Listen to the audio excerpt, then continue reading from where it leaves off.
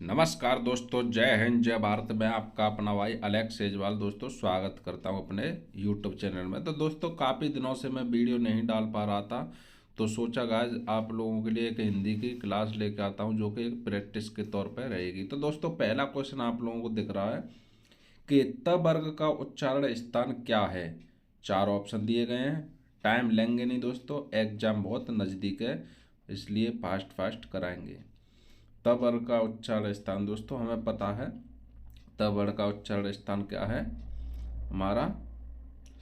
दांत। क्या? दांत। तो इसका राइट आंसर हो जाएगा दोस्तों, क्या हो जाएगा? B is the right answer. B is the right answer. बढ़ते अगले क्वेश्चन की तरफ। और नेक्स्ट क्वेश्चन है हमारा 2 नंबर क्वेश्चन है दोस्तों। प वर्ग का उच्चारण स्थान क्या है?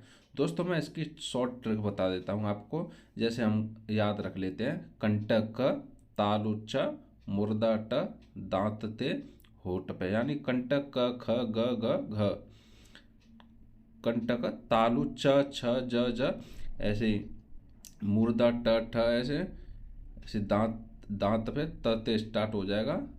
ऐसे हम प वर्ग का उच्चारण तो होस्ट पे, यानी प फ ब भ, ऐसे दोस्तों। तो इसका राइट आंसर क्या हो जाएगा? दूसरे का host, C is the right answer. बढ़ते अगला क्वेश्चन है, 3 नंबर क्वेश्चन है दोस्तों। च वर्ग का उच्चारण स्थान क्या हुआ है? यानी कि च वर्ण का, यानी कंटक क तालु च ता, यानी तालव्य व्यंजन। बोल के देखो आप एक बार, ताल। अगला क्वेश्चन, वैसे ये तो बहुत इजी होते हैं, सभी लोगों को पता है। और नंबर 4 क्वेश्चन है दोस्तों, वर्णों के समूह को क्या कहते हैं? ओ भाई, वर्णों के समूह को क्या कहते हैं? वर्णमाला ही कहेंगे भैया। क्या? वर्णमाला। 5 नंबर क्वेश्चन अगला क्वेश्चन है भैया। 5 नंबर क्वेश्चन है, क्षेत्र और ज्ञ ये तीनों कौन से व्यंजन है दोस्तों? संयुक्त व्यंजन, ऊष्मीय व्यंजन या तवर्गीय व्यंजन? भाई तवर्गीय कहाँ से हो गए, ऊष्मीय कहाँ से हो गए? भाई ऊष्मीय तो वो व्यंजन होते हैं जहाँ मुँह से बोलने पर गर्म हवा निकले, यानी कि उसमें स स स ऐसे। तो संयुक्त व्यंजन होते हैं भाई हमारा। पाँचे का ए इज दी राइट आंसर। और अगला क्वेश्चन है 6 नंबर। भाई 6 नंबर क्वेश्चन पूछ लिया है कि पुस्तक कौन सा शब्द है? तत्वव, तत्सम, देशज, विदेशज। भाई देशज विदेशज कहाँ से हो गया? पुस्तक कौन सा शब्द है हमारा? तत्सम। क्या? तत्सम। इसका राइट आंसर क्या हो जाएगा? तत्सम भी इज द राइट आंसर। बढ़ते हैं नेक्स्ट क्वेश्चन की ओर। भैया 7 नंबर क्वेश्चन है, आग कौन सा शब्द है? भैया एग्जाम में पूछ लिया, ये समझो कि आग कौन सा शब्द है। आप क्या लगाओगे? तत्सम, तत्वव, देश विदेश। भाई तत्सम तत्वव दो में से एक होगा भाई, हम हिंट दे रहे हैं आपको। तो आग कैसा शब्द है दोस्तों? आग कैसा शब्द है? तत्वव। क्या? कैसा शब्द है? तत्वव। आग कैसा शब्द है दोस्तों? तत्वव। और इसका तत्सम क्या बनता है दोस्तों? इसका क्या बनता है? अग्नि। क्या? अग्नि। तो बढ़ते हैं नेक्स्ट क्वेश्चन की ओर। अगला क्वेश्चन है दोस्तों 8 नंबर क्वेश्चन की ओर बढ़ते हैं, लेकिन जितना भी बताएंगे अच्छा बताएंगे यार। 8 नंबर क्वेश्चन है, पृथ्वी कौन सा शब्द है भैया? पृथ्वी कौन सा शब्द है भाई? तत्सम। क्या? तत्सम। इसका राइट आंसर हो जाएगा ए। 9 नंबर क्वेश्चन पे बढ़ते हैं दोस्तों, जल्दी जल्दी कराते हैं, बस प्रैक्टिस चाहिए यार। एक नज़र से देख लो बस क्वेश्चनों को, जो दिमाग में रहते हैं, और कुछ नहीं। वैसे हम पढ़ नहीं पाते। टेबल कौन सा शब्द है दोस्तों? देशज, विदेशज, तत्सम, तत्व। क्या है दोस्तों? टेबल एक विदेशज शब्द है। क्या? विदेशज। और नाक कौन सा शब्द है भाई? नाक। भाई इसमें 4 ऑप्शन दिए गए हैं, यौगिक, रूढ़, योग रूढ़, इनमें से कोई नहीं। तो दोस्तों हम आपको एक बता देते हैं मोटा मोटा कि नाक कौन सा शब्द है दोस्तों? यौगिक शब्द। यौगिक शब्द को हम उठा लेते हैं, तो यौगिक शब्द वो होते हैं जो जो 2 शब्दों से मिलकर बने होते हैं। क्या? 2 शब्दों से। और रूढ़ शब्द वे होते हैं दोस्तों जिनके हम खंड नहीं कर सकते। क्या? खंड नहीं कर सकते, जो टुकड़ों में विभाजित नहीं होगा। योग रूढ़ शब्द वो होते हैं दोस्तों, एक तरह से समझ लो, जो तीसरे को जाता है। क्या? तीसरे को, यानी कि सभी जो जो बहुब्रीहि समास के उदाहरण हैं वो योग रूढ़ में आते हैं दोस्तों। क्या? योग रूढ़ में आते हैं। तो इसका राइट आंसर क्या हो जाएगा? नाक ऐसा शब्द है जिसे हम तोड़ नहीं सकते दोस्तों, तो उस शब्द को हम कहते हैं क्या? योग रूढ़। रूढ़ शब्द, क्या रूढ़। तो इसका राइट आंसर हो जाएगा B is the right answer. और बढ़ते हैं नेक्स्ट क्वेश्चन, अगला क्वेश्चन है दोस्तों 11 नंबर क्वेश्चन है दोस्तों, फूल कौन सी संज्ञा है भैया। भाई फूल कौन सी संज्ञा है, चार ऑप्शन दिए गए हैं। तो भाई फूल एक समूहवाचक है क्या, भाई समूहवाचक तो यहाँ गलती हो गया। भाई फूल भाववाचक है क्या, भाई ये कोई फीलिंग थोड़ी है यार, ये गलत हो गया। व्यक्तिवाचक कोई एक फूल थोड़ी है। भाई क्या होगी, जातिवाचक, क्योंकि भाई फूल एक जाति है। क्या पता कौन सा फूल है भाई, गुलाब का फूल है या कौन सा फूल है। फूल तो बहुत प्रकार के होते हैं, क्योंकि किसी एक फूल का नाम तो है नहीं है। तो दोस्तों यहाँ कौन सी संज्ञा हो जाएगी, जातिवाचक। नेक्स्ट क्वेश्चन की ओर बढ़ते हैं, अगला क्वेश्चन है दोस्तों 12 नंबर क्वेश्चन है दोस्तों, ईमानदारी में कौन सी संज्ञा है दोस्तों। ईमानदारी, ईमानदारी में कौन सी संज्ञा है दोस्तों, क्या व्यक्तिवाचक हो जाएगी, गलत, हट पीछे। भाववाचक, समूहवाचक, भाई ईमानदारी का कोई समूह थोड़ी है, इनमें से कोई नहीं, ये तो हो ही नहीं सकता। भाई ईमानदारी क्या है, एक भाव है। भाई वो आदमी बहुत ईमानदार है। तो ईमानदार तो एक भाव है भाई, जो अंदर से फील होता है, ना कि कोई नाम है जो व्यक्तिवाचक होगा, ना कोई समूह है। तो दोस्तों क्या हो जाएगा इसका right answer, B is the right answer. अगला क्वेश्चन है दोस्तों 13 नंबर क्वेश्चन है, भाई लंबोदर में कौन सा समास है। भाई लंबोदर में, लंबोदर कौन सा शब्द है, समास नहीं पूछ रहा दोस्तों। अब मैंने आप लोगों को अभी बताया था कि रूढ़, रूढ़ तो वे शब्द होते हैं दोस्तों जिनका खंड नहीं किया जाता। यौगिक वो शब्द होते हैं जो दो शब्दों से मिलकर बने होते हैं। तो मैंने कहा था कि जिनमें बहुब्रीहि समास है वो हमेशा योग रूढ़ शब्द होते हैं, क्या योग रूढ़ शब्द होते हैं। तो इसका राइट आंसर क्या हो जाएगा दोस्तों, योग रूढ़, सी इज द राइट आंसर। और बढ़ते हैं अगला क्वेश्चन 14 नंबर क्वेश्चन है दोस्तों, सोना कौन सी संज्ञा है भैया, सोना, सोना में संज्ञा पूछ रहा है भाई। सोना, क्या सोना, एक तो सोना सोते हैं जो वो, लेकिन ये सोना पूछ रहा है दोस्तों। सोना में भाववाचक कहाँ से हो जाएगा भैया, समूहवाचक, सोना कोई समूह तो सोना में हो जाएगा भैया द्रव्यवाचक, क्या द्रव्यवाचक। तो इसका राइट आंसर होगा सी। और बढ़ते हैं अगला क्वेश्चन 15 नंबर क्वेश्चन है भैया, मैं कौन सा पुरुष है।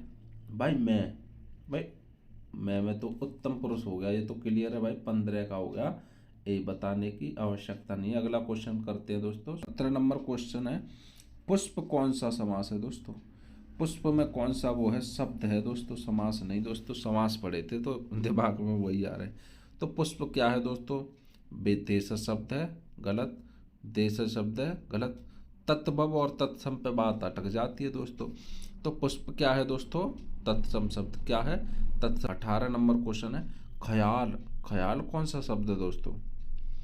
भाई ख्याल कौन सा शब्द है भैया, तो इसका राइट आंसर हो जाएगा दोस्तों बी विदेशज, क्या विदेशज। नेक्स्ट क्वेश्चन की ओर बढ़ते हैं दोस्तों, स्पीड बढ़ाने जा रहे हैं हम। और दो ही क्वेश्चन है, लास्ट है दोस्तों इसके, ये सेकंड लास्ट क्वेश्चन है।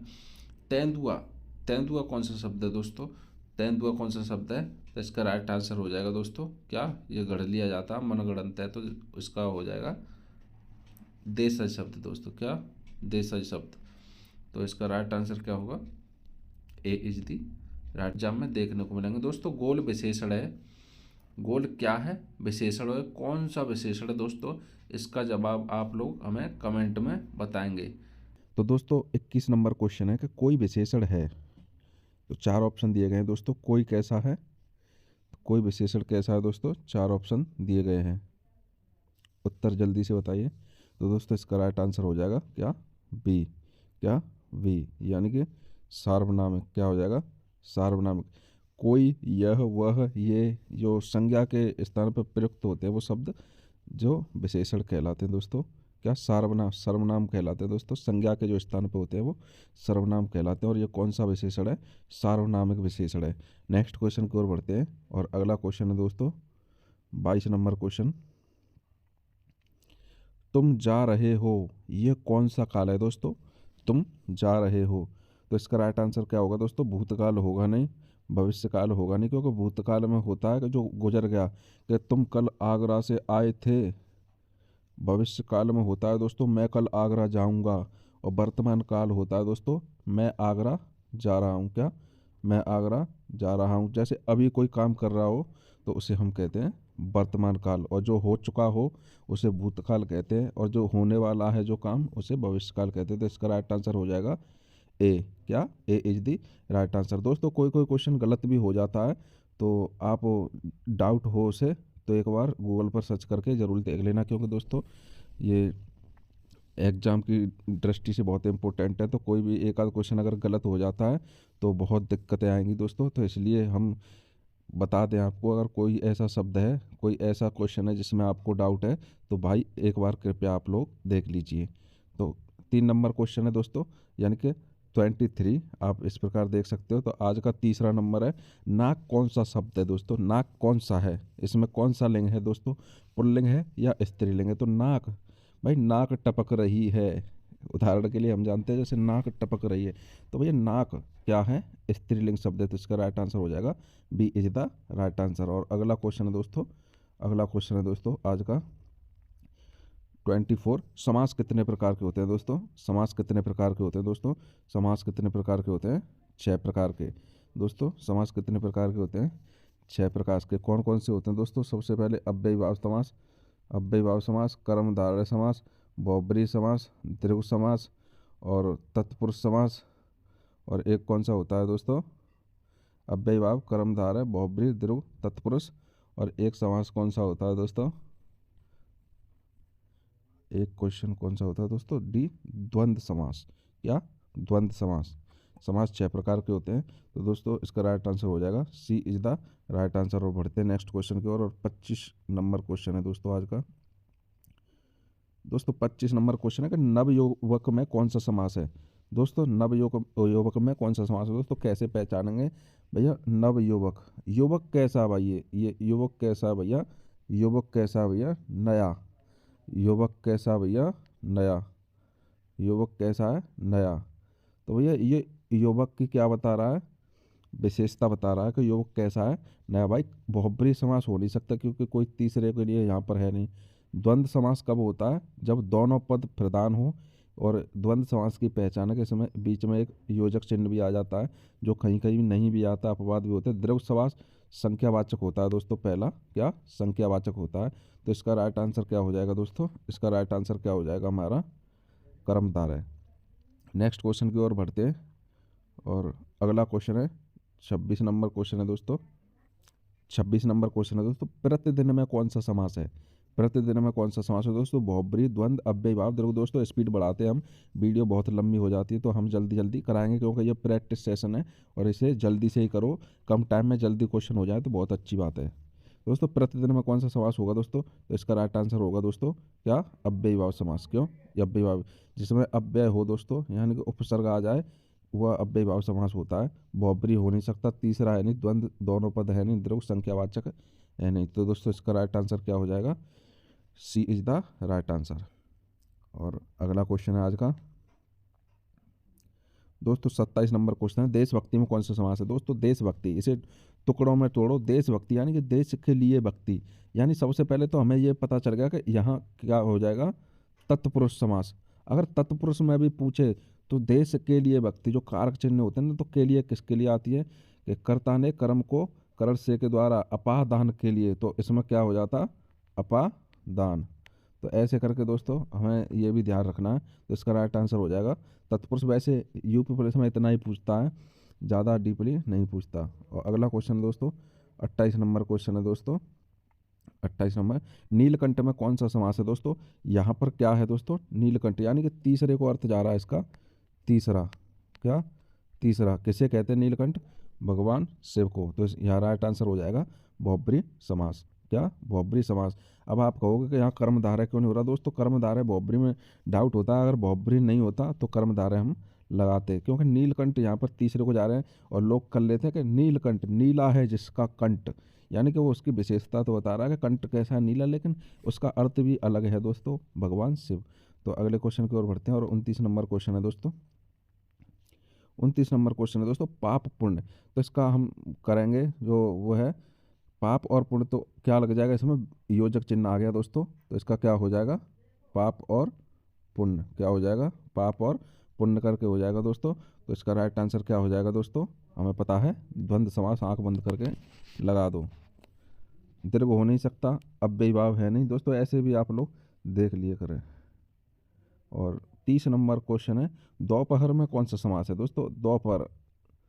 अब क्या करोगे दोस्तों, तत्पुरुष है, कोई विभक्ति है नहीं, कर्मधारय होगा नहीं, बहुब्रीहि समास कोई तीसरा अर्थ है, दोपहर यानी कि पहला पद क्या है, संज्ञा वाचक। क्या, संज्ञा वाचक पहला पद है इसमें, संज्ञा वाचक। तो इसका राइट आंसर क्या हो जाएगा दोस्तों, D is the right answer. उम्मीद है कि आप लोग समास को अच्छे से अब पहचान लेंगे दोस्तों, क्या समासों को अच्छे से। और 31 नंबर क्वेश्चन है दोस्तों, मैं आज नहीं पढ़ूंगा, कौन सा वाक्य है दोस्तों, 4 ऑप्शन दिए गए हैं। तो इसका राइट आंसर क्या हो जाएगा दोस्तों, A is the right answer. बढ़ते हैं नेक्स्ट क्वेश्चन। और अगला क्वेश्चन है 32 नंबर दोस्तों, क्या 32 नंबर क्वेश्चन है, ओह ये पिट गया। तो दोस्तों ये जो आप इससे जानते हैं, ओह यानी कि ये चिन्ह काय का है, ये जो है हमारा, ये जो काय का चिन्ह है दोस्तों, ये विस्मयवाचक यानी विस्मय बोधक है दोस्तों। तो इसका राइट आंसर क्या हो जाएगा दोस्तों, B is the right answer. क्या, B is the right answer. बढ़ते हैं अगला क्वेश्चन, 33 नंबर क्वेश्चन है दोस्तों, यदि तुम चलो तो मैं भी चलूं, कौन सा वाक्य है दोस्तों, यदि तुम चलो तो मैं भी चलूं। दोस्तों क्या इसमें आज्ञावाचक हो सकता है, निषेधवाचक हो सकता है, या संकेत। दोस्तों ये संकेत कर रही है कि यदि तुम चलो तो मैं चलूं, तो यहाँ कौन सा हो जाएगा, सी इज द राइट आंसर। बढ़ते हैं नेक्स्ट क्वेश्चन, अगला क्वेश्चन है 34 नंबर, तुम अपने काम में सफल रहो, कौन सा वाक्य है दोस्तों, यानी कि तुम अपने काम में सफल रहो। दोस्तों संदेह हो जाएगा, यहाँ गलत है, विधिवाक गलत है, इनमें से कोई, तो ये तो गलत ही हो गया। तुम अपने काम में सफल रहो यानी कि तुम अपनी इच्छा पूर्ण कर लो, यानी कि इच्छावाचक क्या हो जाएगा दोस्तों, इच्छावाचक। तो इसका राइट आंसर क्या हो जाएगा, ए इज दी राइट आंसर। और नेक्स्ट क्वेश्चन है दोस्तों 35 आज का क्वेश्चन, रस भरा कौन सा तत्पुरुष समास है दोस्तों। अब हमने बताया था कि समास 6 प्रकार के होते हैं, तो सबसे ज़्यादा इंपॉर्टेंट है जो तत्पुरुषी समास है दोस्तों। अब रस भरा में हमने पूछ लिया, अब इसने ये तो पूछ लिया कि रस भरा में कौन सा समास है, लेकिन उस तत्पुरुष समास को उदाहरण भी खोल दिए, भेद भी खोल दिए इसने। तो अब हम इसका विभक्ति से पहचानेंगे, इसमें एक विभक्ति छुपी होती है, रस भरा यानी कि रस से भरा, यानी कि कोई चीज़ रस से भरी है। तो से किस में आता है दोस्तों, कर्ता ने कर्म को करण से के द्वारा, यानी करण तत्पुरुष। तो इसका राइट आंसर क्या हो जाएगा दोस्तों, करण तत्पुरुष क्या हो जाएगा, करण तत्पुरुष। और अगला क्वेश्चन है दोस्तों 36 नंबर क्वेश्चन है दोस्तों, स्वर्ग प्राप्त में कौन सा समास हो जाएगा दोस्तों, स्वर्ग प्राप्त। अब दोस्तों इनमें विभक्तियों का कहीं ना कहीं जो लोप है, हमें उनको निकालना है। तो स्वर्ग प्राप्त यानी कि क्या होता है दोस्तों इसका, स्वर्ग को प्राप्त, क्या स्वर्ग को प्राप्त, ऐसे करके हो जाता है दोस्तों। तो इसमें को विभक्ति हमारी छुपी हुई है दोस्तों, तो ये किस में होती है, कर्म। क्या, तो इसका ए इज दी राइट आंसर। अब दोस्तों अगला क्वेश्चन है दोस्तों 37, यथासंभव में कौन सा समास है दोस्तों।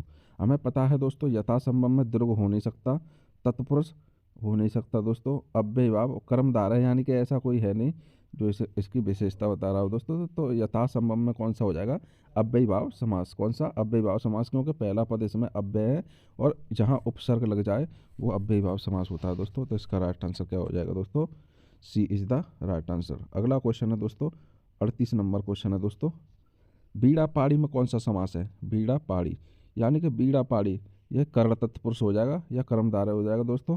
कर्ण यहाँ पर गलत हो जाएगा, कर्मधारय, कर्मधारय और बहुब्री में द्वंद्व तो हो ही नहीं सकता, यहाँ आप लोगों को 50-50 डाउट होता है दोस्तों। बीड़ा पाड़ी किसे कहते हैं, बीड़ा है जिसके हाथ में, यानी कि सरस्वती देवी। तो यहाँ तीसरे का अर्थ निकल के आया दोस्तों, तो कर्मधारय ना होके बहुब्री समास हो जाएगा, यानी कि सी इज द राइट आंसर। बढ़ते हैं नेक्स्ट क्वेश्चन की ओर दोस्तों। अगला क्वेश्चन है ध्वनि में कौन सा समास है।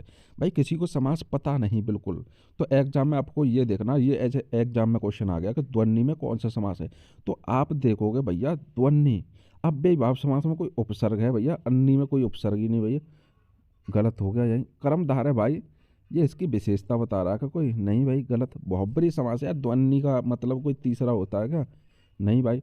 अब हमें पता है कि जिसका पहला, जिस शब्द का पहला जो है शब्द है वो संज्ञावाची हो जाए, तो वहाँ हमारा दीर्घ समास हो जाता।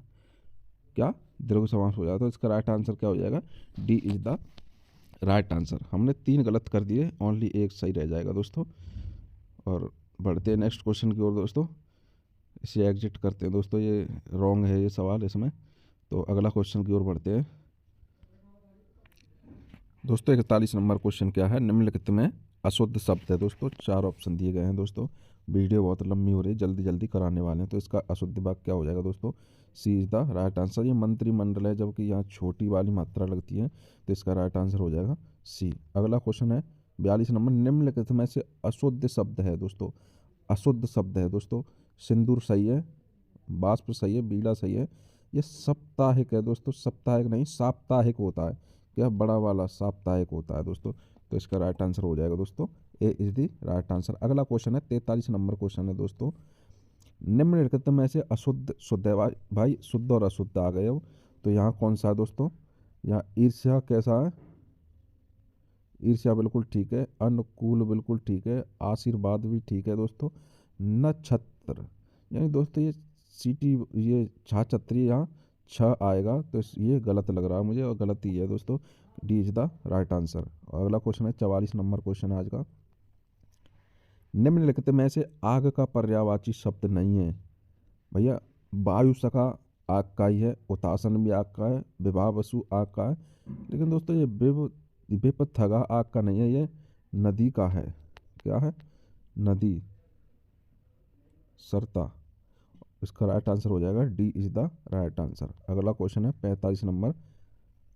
निम्नलिखित में से इच्छा का पर्यायवाची शब्द नहीं है दोस्तों। अब इच्छा आ गया, इच्छा का पर्यायवाची नहीं है दोस्तों। तो इसका राइट आंसर क्या हो जाएगा दोस्तों? C is the right answer. क्या? यातना। C is the right answer. 46 number question है दोस्तों। ये क्वेश्चन से पहले से ही हो गया, तो इसका राइट आंसर हो जाएगा दोस्तों बी सर। 47 नंबर क्वेश्चन है दोस्तों।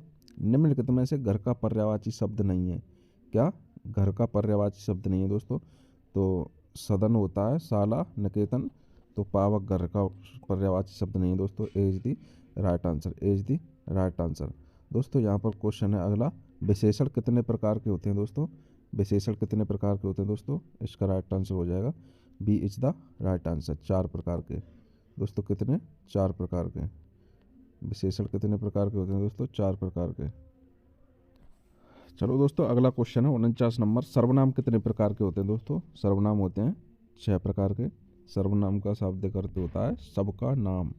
दोस्तों जो शब्द संज्ञा के स्थान पर प्रयुक्त होते हैं उन्हें सर्वनाम कहते हैं। 50 नंबर क्वेश्चन है दोस्तों। उत्पत्ति की दृष्टि से शब्दों में कितने भेद हैं?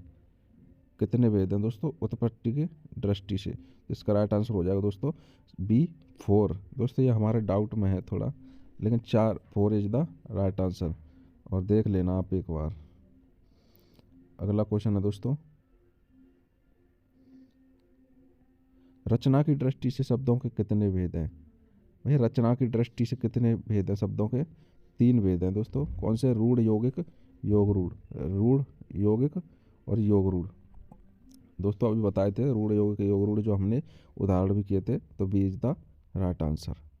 अगला क्वेश्चन है दोस्तों। संज्ञा के कितने भेद हैं दोस्तों? संज्ञा के कितने भेद हैं? 5 भेद हैं। संज्ञा 5 प्रकार की होती है। व्यक्तिवाचक, जातिवाचक, भाववाचक, समूहवाचक, द्रव्यवाचक। दोस्तों 53 नंबर क्वेश्चन है। बेकारी और अवकारी शब्दों के कितने भेद हैं? दोस्तों बेकारी और अवकारी शब्द भी आप लोगों को बताएंगे डिटेल से। तो फिलहाल इनके दोनों के भेद 8 होते हैं दोस्तों। और अगला क्वेश्चन है दोस्तों 54। क्या? 54 क्वेश्चन है। इनमें से कौन सा शब्द संज्ञा से बना हुआ विशेषण है दोस्तों? 4 ऑप्शन दिए गए हैं।